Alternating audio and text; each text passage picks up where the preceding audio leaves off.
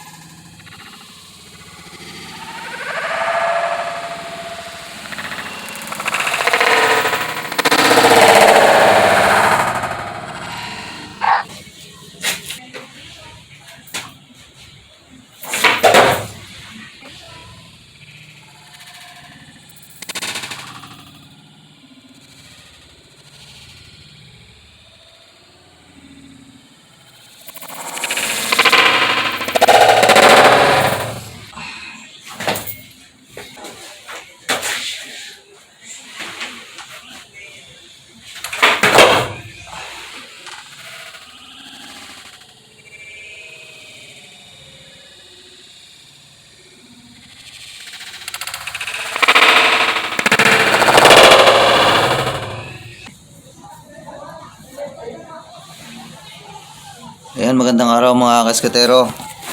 Welcome pala dito sa Eskatero 5. Bago pala nangyari yung mga first ollie ko na yan. Bago nangyari yung mga first ollie ko na yan. Ito muna nangyari. Panoorin nyo.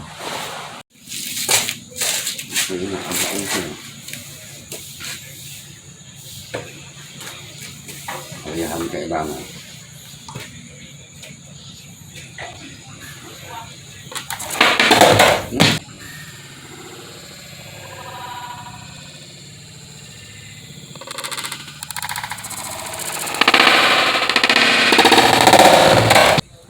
Noong una natsambahan ko, medyo napaangat ko yung skateboard.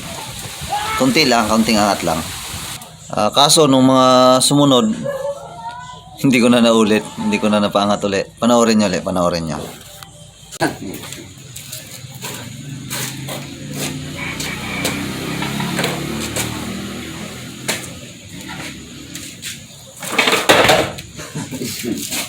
Hindi ba ka magabuyong ka? Kaya? Ha? Pero una dapat mapaangat mo, anay.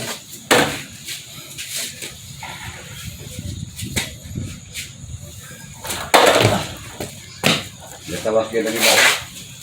Ang iba, pag sanay Ayun, bakalat. pag maatan ay Ayun. hindi maatan, no? Ganun bakal. Doon may higit 1,000. Saan? Oo.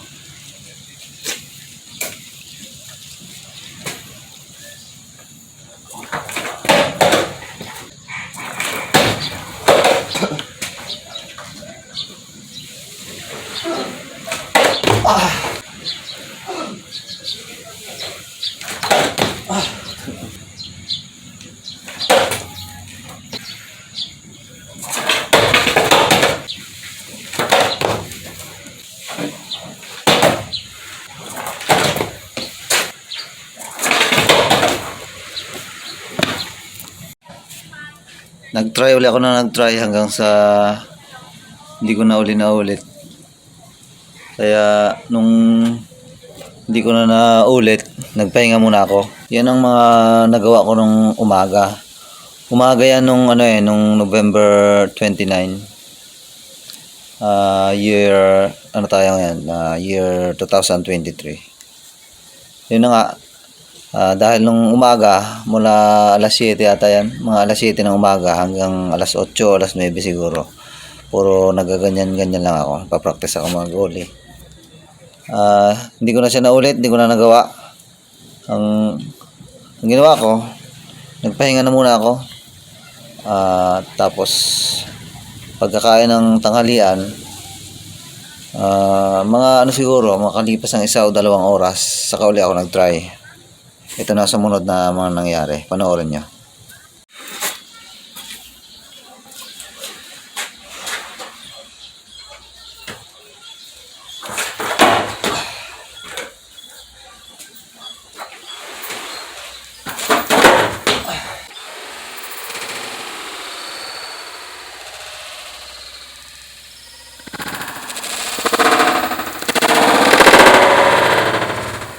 At yun na nga, mga alas 2 ng hapon, nag-try ulit ako.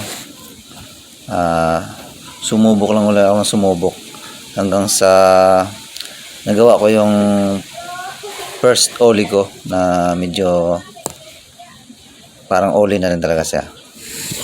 Panoorin nyo.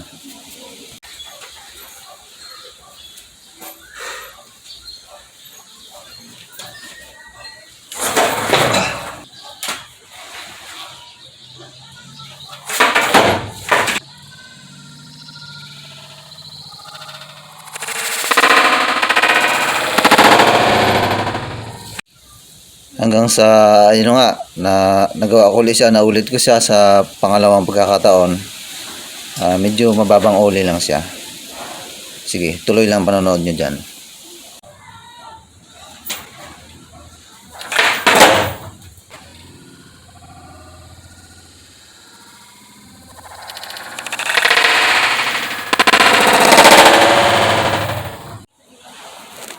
Nung sumunod, medyo mataas ng oli. Kaso, hindi ko nasalo.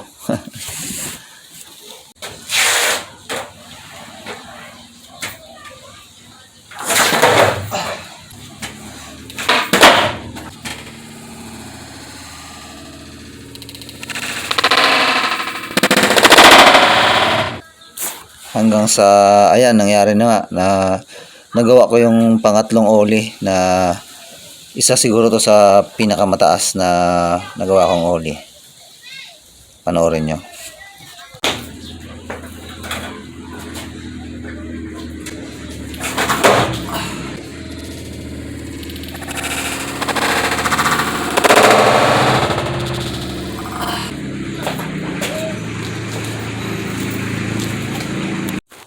Pagkatapos nun, nagawa ko yung pang-apat na oli at sumunod, nagpahinga muna ako kasi nakakapagod din mag-practice ng oli.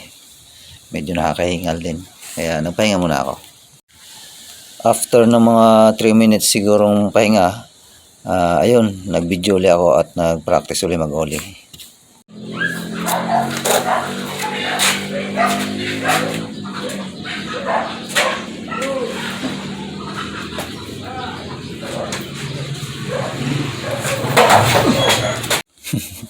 Medyo na outbalance pa ako dyan, ha. Sige lang, tuloy lang panonood nyo dyan.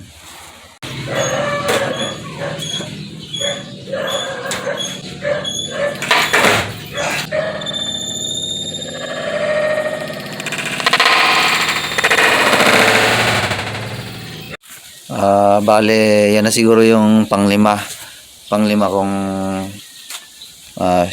mababang oling nagawa.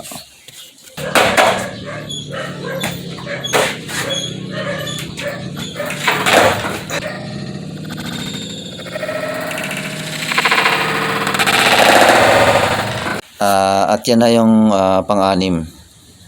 Tuloy lang panonood nyo.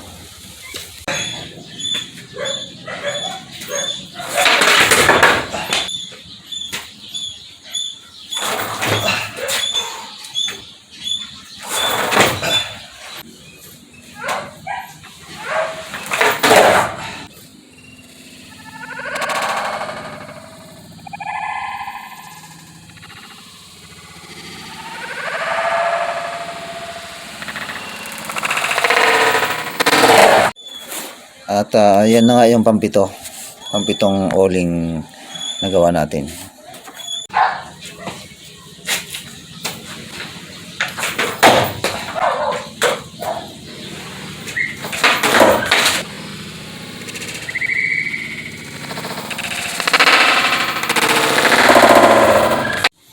At nangyari na nga yung pangwalong oli natin.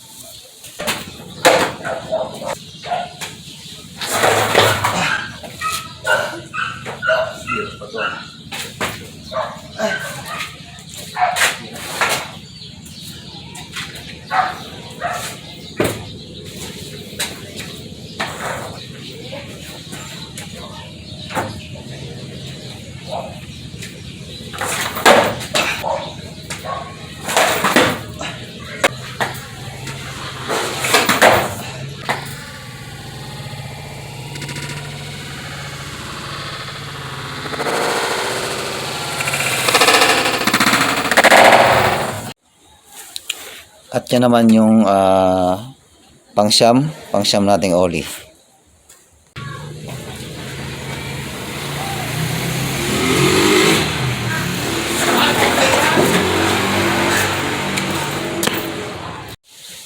At pagkatapos yan, nagpahinga uli ako. Mga 2 minutes siguro ng pahinga.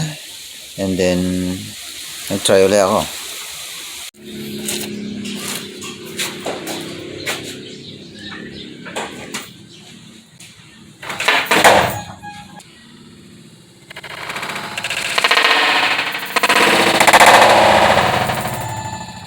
Ayan, sayang, isa sana to sa mataas ding oli. Kaso hindi natin nasalo. Tuloy lang panonood nyo.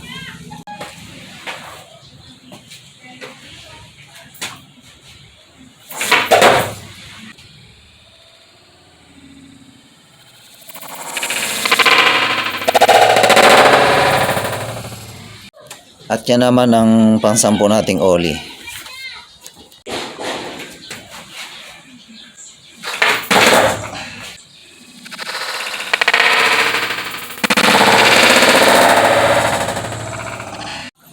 Yun, sayang, mataas-taas sana. Kaso isa itong failed oli.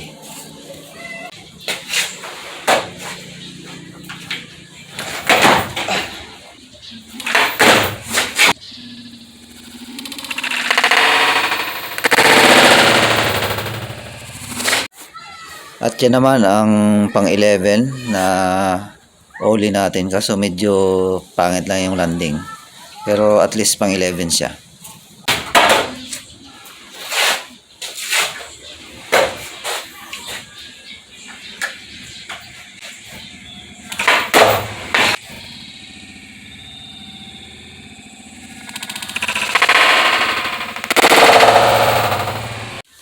At yan naman ang pang number 12. Medyo pangit pa rin yung landing pero pang number 12 siya.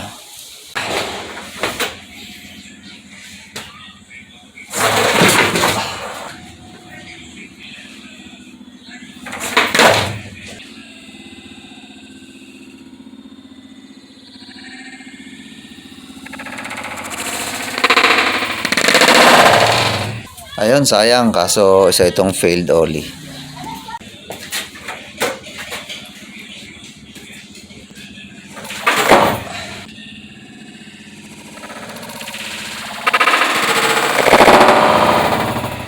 At yan naman ang ating pang number 13 na isa sa pinakamababang oli natin.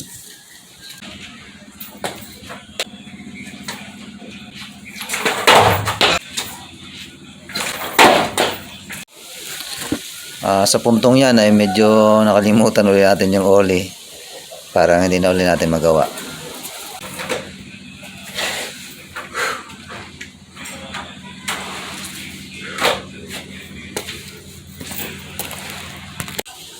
Nagpahinga na nga pala uli ako kasi nakakapagod din mag-practice ng uli. Pahinga ako mga 3 minutes siguro and then nag-video uli ako.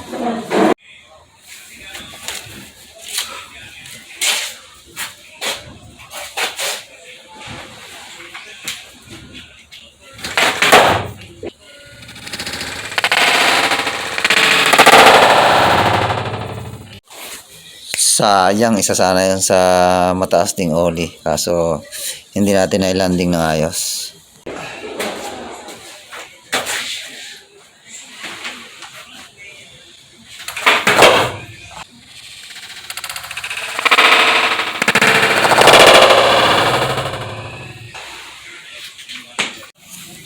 Ayan, yan ang ating pang number 14 na oli. Isa ito sa siguro pinaka successful nating oli kasi ito yung pinaka perfect ang landing. Manood lang kayo mga kaskatero.